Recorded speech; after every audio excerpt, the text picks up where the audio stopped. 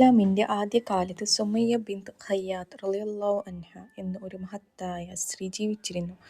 അവർ വയസ്സായവളും ദാരിദ്ര്യവുമായിരുന്നു. സംരക്ഷിക്കാൻ വലിയൊരു ഗോത്രമോ അധികാരമോ അവർക്കുണ്ടായിരുന്നില്ല. എന്നാൽ അവരുടെ ഹൃദയം ഈമാനിൽ നിറഞ്ഞിരുന്നു.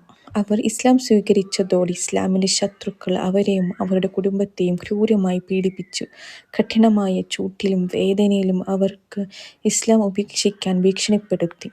മക്കയുടെ കനത്ത സൂര്യപ്രകാശത്തിൽ ശരീരം തളർന്നിരുന്നെങ്കിലും അവരുടെ ആത്മാവ് ശക്തമായിരുന്നു.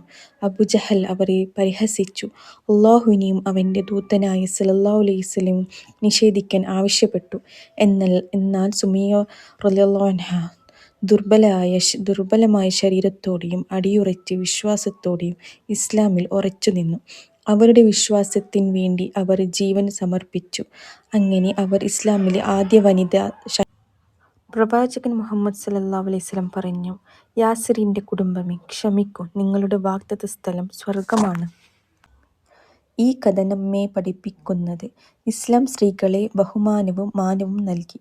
ഒരു മുസ്ലിം സ്ത്രീ ധൈര്യശാലിയും ശക്തയുമാകാം. യഥാർത്ഥ ശക്തി അല്ലാഹുവിലുള്ള വിശ്വാസമാണ്.